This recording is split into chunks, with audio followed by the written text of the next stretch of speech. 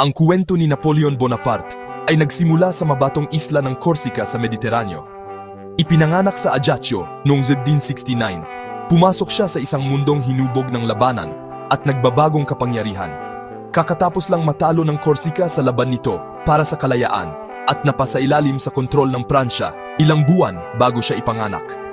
Ang kanyang ama, si Carlo, ay lumaban para sa kalayaan ng Corsica, ngunit napilitang tanggapin ang pamamahala ng Pransya. Lumaki si Napoleon na nakarinig ng mga kuwento ng paglaban at pagmamalaki na nararamdaman ang pagiging Corsican at pagiging dayuhan sa Pransya. Ang dalawang pagkakakilanlan na ito ang nagtulak sa kanyang ambisyon at humubog sa kanyang pananaw sa mundo.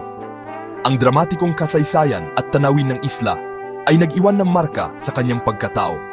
Ang kanyang ina, si Leticia, ay malakas at matatag na nagtanim ng disiplina at pagmamalaki sa kanyang mga anak. Ang mga Bonaparte ay hindi Pranses sa dugo o kultura. Sila ay Corsican sa puso. Ang mga unang taon ni Napoleon ay tinukoy ng nahating katapatan at ang malupit na katotohanan ng kapangyarihan.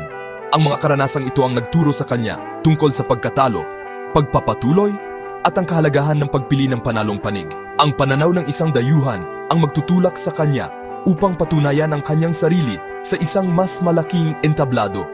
Mula sa simula pa lang, ang Corsica ay parehong kanyang tahanan at ang kanyang unang labanan. Ang mga Bonaparte ay maliliit na maharlika sa Corsica na may lahing Italyano.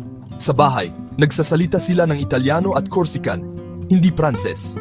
Ang pangalan ni Napoleon ay orihinal na Napoleon di Bonaparte. Ang kanyang ama, si Carlo, ay ambisyoso na iniaayon ng pamilya sa mga autoridad ng Pransya para sa pagkakataon.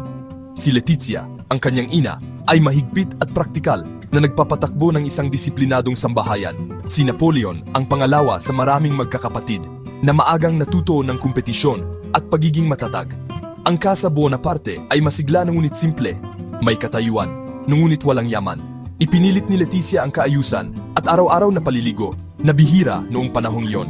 Ang mga laro ni Napoleon noong bata pa siya ay madalas na may kasamang laruang sundalo at kunwa-kunwari ang labanan. Ang pagiging kalaban ng kanyang nakatandang kapatid na si Joseph ay nagpatalas sa kanyang pagiging mapagkumpitensya.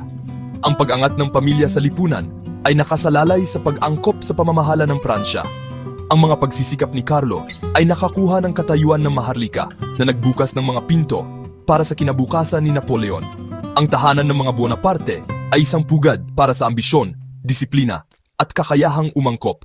Nagsimula ang edukasyon ni Napoleon sa Ajaccio, kung saan mabilis siyang nagpakitang gilas sa aritmetika. Ang kanyang pagmamahal sa mga numero ay nagpahiwatig ng kanyang magiging kahusayan sa estratehiyang militar. Ang buhay sa paaralan ay hindi lang tungkol sa pag-aaral. Nakabuo siya ng mga unang pagkakaibigan. Kasama na ang isang babaeng nagngangalang Giacominetta. Tinukso siya ng mga kaklase dahil sa kanyang gusot na itsura at inosenteng paglalakad kasama nito.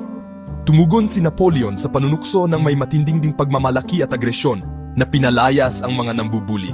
Kahit bata pa, tumanggi siyang bastusin o dominahin. Ang mga unang paghaharap na ito ay nagpakita ng kanyang kawalan ng pagpapaubaya sa insulto at ang kanyang likas na ugali na magpataw ng kontrol. Ang kanyang pagkahilig sa kaayusan at lohika ay tinapatan ng matinding kalooban.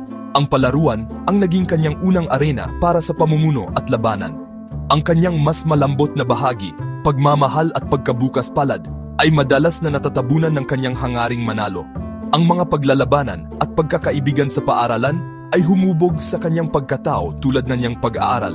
Ang mga binhi ng magiging emperador ay nakikita na sa kanyang katigasan ng ulo at katalinuhan. Ang maliit na entablado ng Ajaccio ay naghanda sa kanya para sa malalaking teatro ng Europa. Ang paggabata ni Napoleon sa Corsica, ang pundasyon ng kanyang kapalaran. Ang kanyang pagiging dayuhan ang nagpahintulot sa kanya na hamunin ang mga tradisyon ng Pransya at makakita ng mga bagong posibilidad. Ang dinamika ng pamilya ang nagturo sa kanya ng disiplina, ambisyon, at ang sining ng pagpapatuloy. Ang maagang pagmamahal sa matematika ang naging batayan ng kanyang henyo sa militar. Ang mga paglalabanan noong bata at kunwa-kunwariang labanan ay pagsasanay para sa tunay na kampanya. Ang mga aral ng Corsica, pagmamalaki, pagiging matatag at kakayahang umangkop ang humubog sa isang kahanga-hangang pinuno. Pagdating ng oras na umalis siya para sa paaralang militar sa edad na 9, Nakatakda na siya sa isang landas tungo sa kadakilaan. Malapit nang maalala ng mundo ang pangalang Napoleon. Hindi bilang isang panukso, kundi bilang isang alamat